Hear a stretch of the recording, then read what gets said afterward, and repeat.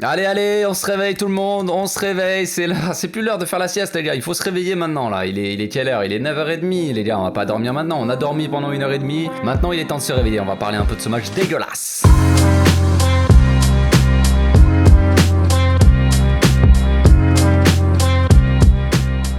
Au passage, n'hésitez pas à vous abonner, liker et commenter, c'est le meilleur moyen de me soutenir et ça fera plaisir à tonton. Le Barça valide sa deuxième place en faisant ce magnifique match nul. Quel match incroyable les gars, quel match incroyable d'intensité.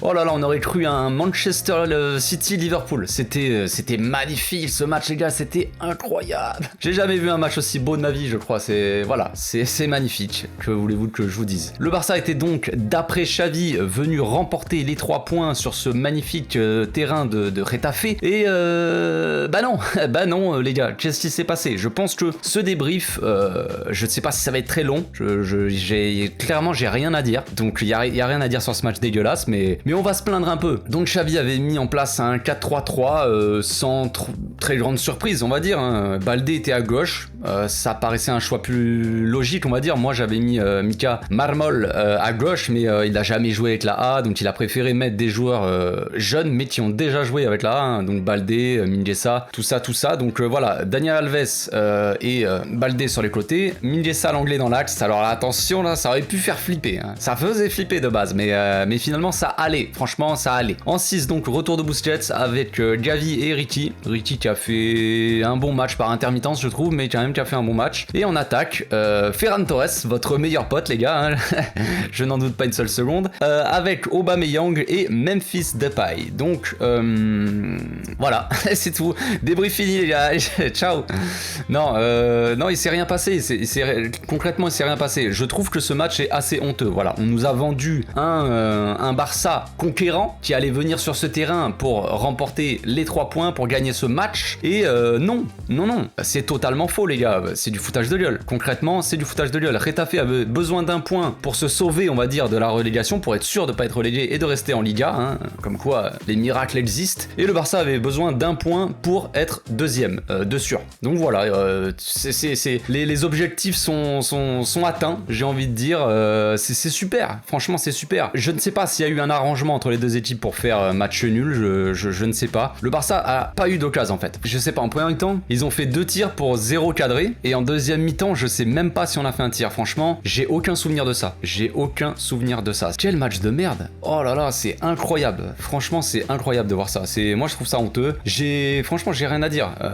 Au début, voilà, le match il commençait tranquillement, je me suis dit bon, ils vont monter en puissance, un peu comme le Celta, vous savez, où on avait fait une première mi-temps assez médiocre, mais qu'on commençait après à monter en puissance, et puis surtout qu'on commençait à marquer tout ça. Mais non, après, si on veut analyser vite fait le match, hein, on va parler un peu foot quand même si on n'a pas eu ce soir. Getafe leur défense était jouée vachement haut sur le terrain, et leur attaque assez basse on va dire. Donc en fait, l'équipe était hyper compacte. Elle était sur 20 mètres, et il y avait, donc c'était hyper dense en fait, et donc nos milieux de terrain pouvaient pas vraiment faire du jeu, il y avait pas beaucoup d'espace. Ricky par moment a fait vraiment des choses intéressantes, hein. Par moment il faisait du jeu en une touche de balle comme il sait faire, on sait très bien que Ricky sait faire ça, qu'on a tendance à avoir des milieux comme par exemple Frenkie ou même Gavi qui portent un peu trop le ballon souvent, un peu trop souvent. Ricky lui il sait aussi jouer en une touche et accélérer le jeu par la passe, il lâche rapidement le ballon et ça accélère un peu le jeu, donc par moment il l'a fait. Après les seuls moments où Richie avait du mal, c'était à l'épaule, hein, quand il va jouer un peu physique avec les autres, les adversaires c'est fini, il n'y a plus personne. Et peut-être on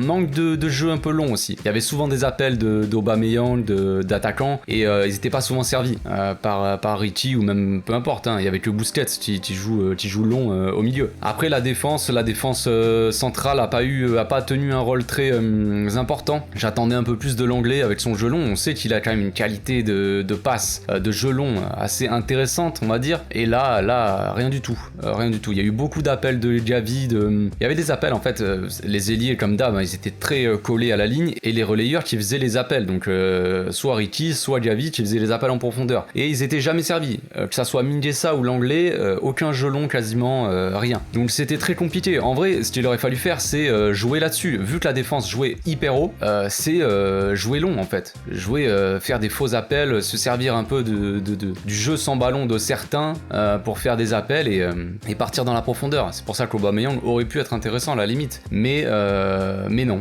ça n'a pas marché. Après il y a eu quelques appels dans la profondeur, mais le jeu de passe n'était pas assez précis, donc voilà, il s'est rien passé, il s'est concrètement rien passé. Moi ce que je retiens de ce match les gars, c'est le bon match de Baldé. Voilà, ça fait plaisir de voir enfin Baldé avoir sa chance, pas le choix d'un côté, hein, il y avait personne d'autre on va dire, donc pour le coup Xavi n'a pas eu le choix, donc on va pas non plus applaudir Xavi parce qu'il a mis Baldé, parce que les gars c'est bien sympa de mettre, mais quand t'as pas le choix c'est pas non plus une grande victoire. Enfin, t'as pas le choix, t'as mis Baldé. En tout cas il a fait son match, il a fait un bon match, il a tenté quelques centres, bon c'était pas la folie, mais bon ça c'est à la limite c'est pas grave. Il a fait quelques accélérations sur son côté, quelques dribbles tentés, tout ça, des fois ça passait, des fois ça passait pas, mais franchement c'est bien, c'est encourageant, il montre des bonnes choses. Après il est jeune, il a pas l'habitude de jouer avec la A, donc on va pas non plus chipoter pour le moindre truc qu'il a loupé, mais dans l'ensemble il a fait un très bon match, j'ai trouvé, franchement très très cool. À la fin on a vu Mika Marmol qui est rentré les gars, donc moi ce fut le moment où je me suis réveillé, voilà, j'étais à deux doigts de m'endormir et j'ai vu Mika rentrer, ça m'a fait un petit truc au cœur, j'étais content.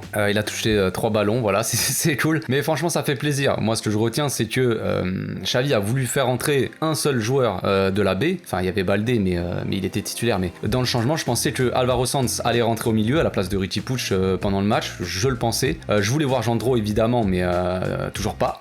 On verra peut-être en pré-saison je pense, parce que là ça me paraît très compliqué maintenant, mais ce que je retiens voilà, c'est que Xavi n'avait pas vraiment besoin de faire entrer Mika en soi. Il restait 4 minutes, Baldé pouvait tenir 4 minutes, hein, sachant que le match était, il n'y a pas plus tranquille que ce match là, franchement il s'est rien passé, donc Baldé aurait pu tenir les 4 minutes de la fin tranquillou, hein, en marchant, mais il a quand même voulu faire entrer Mika, donc moi je suis content, voilà, je suis content pour ça, c'est tout, voilà. Par ça vraiment je trouve ça assez honteux, notre façon de jouer, on a rien fait, c'était possession stérile les gars, ce match là était un somnifère. Si on doit donner un mot à ce match là, c'est somnifère, tout simplement. C'est morphine, c'est ce que tu veux, c'est une piqûre de cheval, le truc t'endort mais en 2 secondes quoi, c'est incroyable, il s'est rien passé, les mecs faisaient des passes en défense, comme ça ils faisaient tourner le ballon pour pas perdre le ballon, mais au début je me suis dit ils veulent pas perdre le ballon, ils veulent construire machin, mais au bout d'un moment, enfin au bout de 1h30 de jeu comme ça, je commence à peut-être te poser des questions, t'étais là, est-ce que c'est pas finalement juste je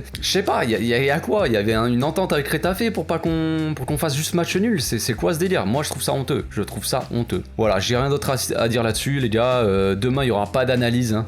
Franchement tu veux analyser quoi à part franchement à un moment on peut analyser des trucs, pendant qu'il y a eu les pauses rafraîchissement, les mecs étaient sur le bord du terrain, ils buvaient de l'eau, comment Memphis tenait sa gourde quand il buvait l'eau, je sais pas, on peut analyser des trucs comme ça, mais à part ça il y a rien d'autre à analyser. Donc l'homme du match, moi je dirais que c'est je sais pas, le conducteur du bus qui a amené le Barça peut-être, voilà, ou alors le gars qui a ramené les maillots, il a pas oublié les maillots, voilà, je sais pas, un mec comme ça, ou l'intendant, celui qui nettoie les chaussures et tout ça, je ne sais pas à qui donner le trophée de l'homme du match, mais voilà, on se laisse ici les gars, on se retrouve bientôt pour une nouvelle vidéo. D'ici là, portez-vous bien, passez une très belle journée les gars, et à plus, ciao.